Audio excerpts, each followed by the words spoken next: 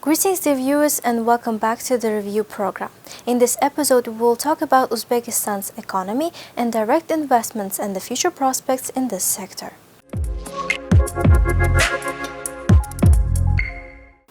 Uzbekistan is experiencing significant economic transformation. Recent years have seen an increase in direct investments into the country, signaling growing investor confidence and interest in its market potential. But before we dive into a more detailed discussion, my colleague has conducted interviews with the local residents on their views on the investment portfolio in the country.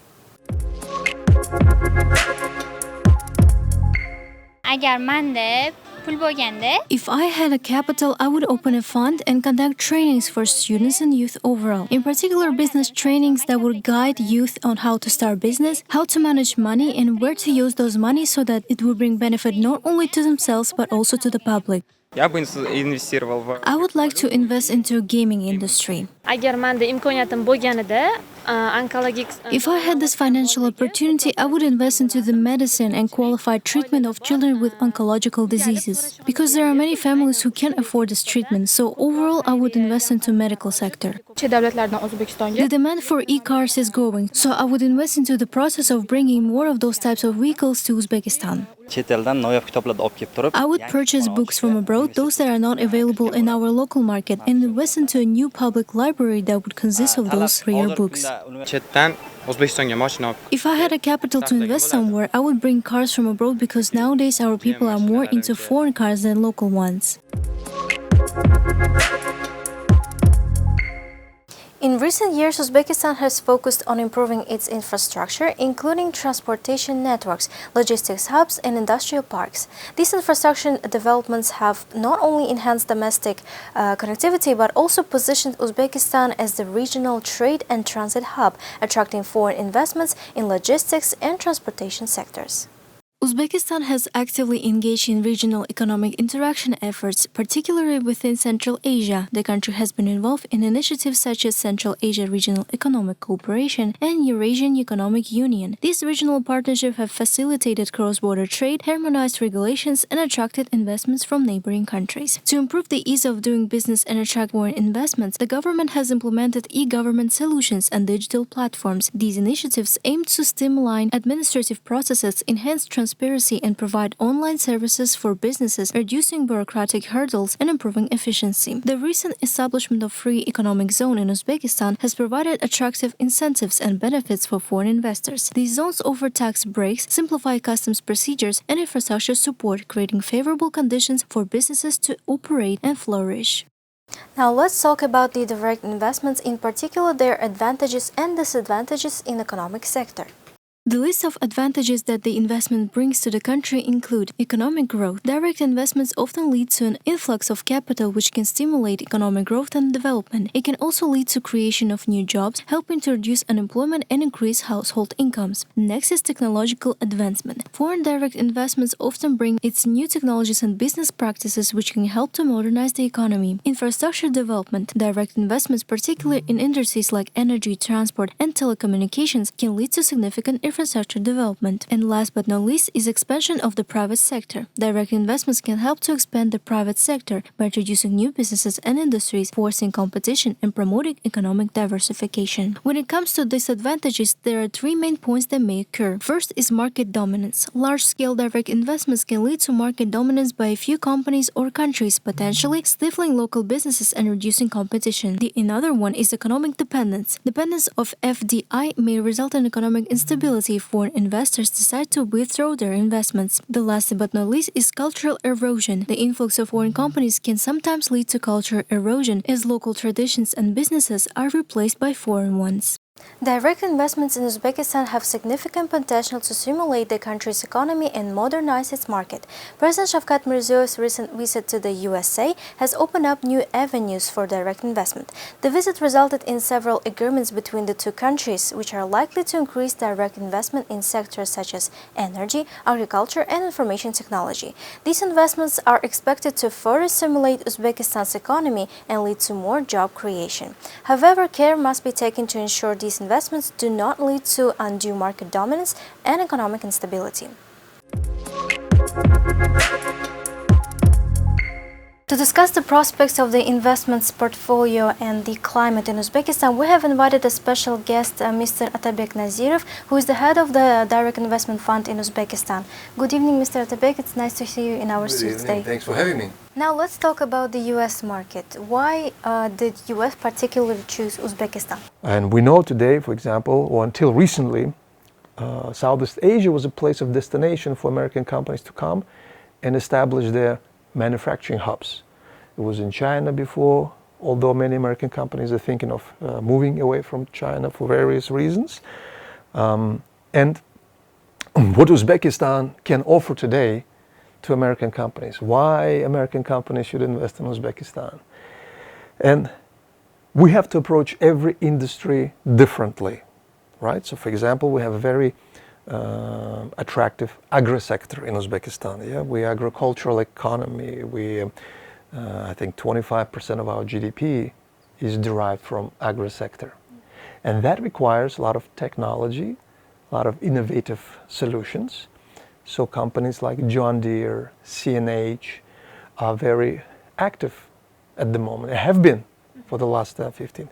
So before, if they were only exporting machines, now they're localizing their production, and they see that in Uzbekistan we can offer them, interesting, solid manufacturing base. So is this what Americans target interest now?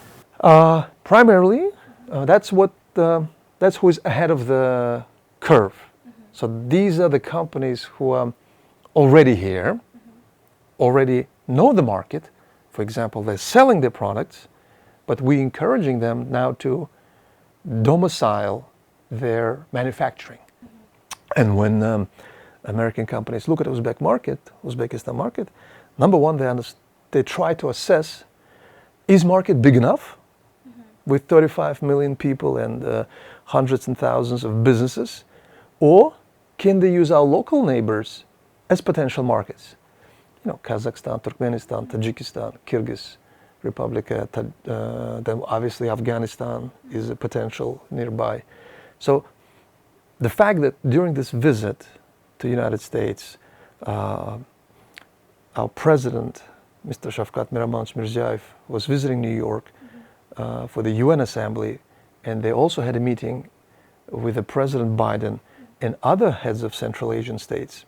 It demonstrates that there is a unity in Central Asia, and the Central Asian countries want to work closer with each other, including in economic sphere. So it's very important for Uzbekistan to be able not only represent Uzbekistan, but also say, look, we're in the middle of the very interesting region.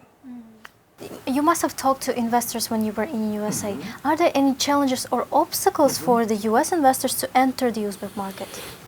For the first class of investors, which we talk about, the corporate investors, the problems related oftentimes are, I would say, historical, reputational, because there have been cases where some of these investors didn't succeed in the past.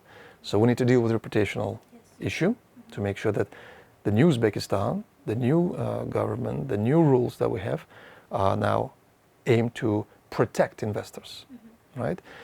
The second class of investors, which is financial investors, they're new to Uzbekistan. Yeah, they've been coming here since 2019. Although international banks like EBRD, Asian Development Bank, they've been here a long time and they've done good projects. But investors from Wall Street not that familiar with Uzbekistan yet. So I think lack of information about Uzbekistan is also there. I wouldn't say a problem, but one of the obstacles that hesitates for them to make quick decisions. Why I should invest in, let's say, shares of Uzbek company? How should I invest into shares or bonds of Uzbek company? And I'll be frank with you, one of the biggest probably problems, to be honest, is differences in regulatory framework. Investors used to following rules they're familiar with. So when you make an investment, it's always based on an agreement, based on law that governs relationship. And the Wall Street investors are used to working according to common law. They call it English law. And with that, we have a way to progress in Uzbekistan, right? Our regulation is local. The language too, right? And one thing we continue encouraging everybody in Uzbekistan, try to use English language more for documents, for documentation on your websites. Attract more English-speaking talent. So because the English language, however we say it, is the language of investors globally. And the sooner we can adapt our regulation to be similar, familiar with the English law, the easier it will be for us to attract investors. So, and from that standpoint, we need to be able to differentiate our kind of small Uzbek market compared to other markets these investors are looking at. And we're not yet on their radar, right? When investors, let's say even these investment funds, they sit at their desk in New York or in London, and they say, okay, there are 200 countries around the world, and they want to attract money. Somebody comes in, oh, there is a company from Uzbekistan. They want to raise, 200 million in equity or in loans or in bonds. For them, it's a new market, okay? And they need to say, how much I'm going to make? What is my return on capital? So we should be more aggressive in terms of sharing profits here with investors, right? Investors need to make money. They don't come here for charity. Yes. Investors come because they want to make money. Considering that we have a small market, if huge industries come to us, we will have issues like bankruptcy and losing That depends on the industry, depends on the company, really. If they don't handle the competition, for example. Look, again, depends on the industry. I wouldn't be concerned about, foreign investors taking up, monopolistic positions. You know what foreign investors do a lot of time? They look for local partners. Okay, the foreign investor, most of the successful foreign investors, when they come in, they look for local partners who already understand something about this business or already running this business. Could be, manufacturing of cookies, or could be manufacturing of, profiles, right? Steel plants. And usually foreign investors, when they come in and they want to bring their technology and they see opportunities, they would say, all right, I need to have somebody locally that understands this business and I can join with them to build a synergy. That would be the most successful story of, having foreign company entering Uzbekistan. In your view, which sector of Uzbekistan's economy needs more investments and attention now, at this point? Look, it's a very good question. I personally believe every sector. I cannot say, well, we have a sector where we have too much investors or too much technology or too much know-how. That's the beauty about Uzbekistan today. We have so much in every sector: education, healthcare, energy.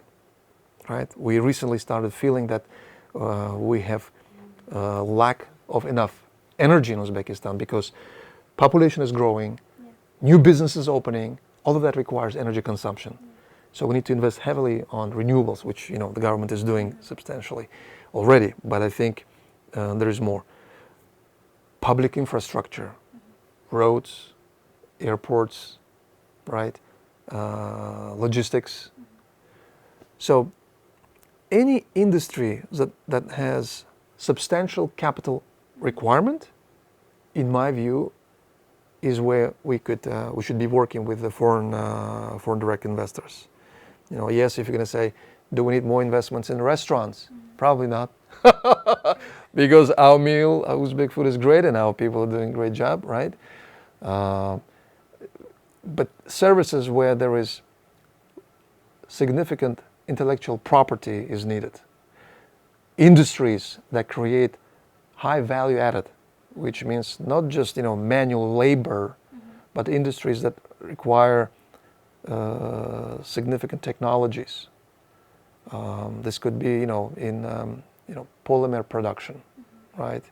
This could be in processing of food, because we need to grow food in Uzbekistan, and we need technologies that can grow this food efficiently. Can we talk about the future prospects of the investment climate in Uzbekistan? Are there any future initiatives that can boost this investment climate in the future? So one thing we're working on right now is actually getting, hopefully, joining WTO, World Trade Organization. It's a significant milestone. A lot of heavy lifting is done by government because we need to review regulatory framework to make sure it's compliant with WTO rules. We're negotiating with different governments individually to make sure they're happy with our internal policies, and we allow market access, services access. So the goal is next year, 2024, hopefully we'll join WTO organization, and they will put us on the radar, with other international, with other partners. It'll be a big signal. So let's count on that, WTO accession. We're also working, as you know, on a reform of domestic capital markets, financial markets. We need to bring our regulatory framework in compliance with international investors and international standards. So allowing for free movement of capital, for example, so the investors will feel safe when the money is coming in, and their, let's say, securities are held in trust, and it's protected. So reform of capital market, as you know, I've worked on that 2 years ago, and we really hope a new law will be introduced. So a lot of work needs to be done by Parliament, by our Parliament, because that's where, to be honest with you, all of the changes in laws have to be endorsed and debated, discussed and introduced.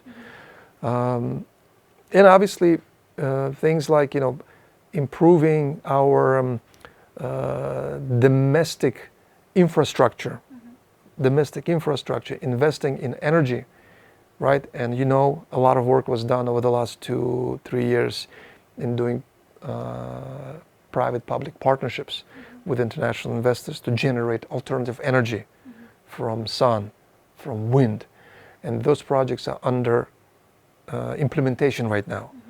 And hopefully within 2-3 years, when those projects are completed, we will have substantial additional capacity to generate energy, electricity. And that's key for investors when they come in, because people want to know, hey, I'll build a factory. Will I have a stable electricity supply? Will I have a stable gas supply, right? So ensuring that is one of the key objectives of the government. Thank you so much. It was a great conversation with you. You're very welcome.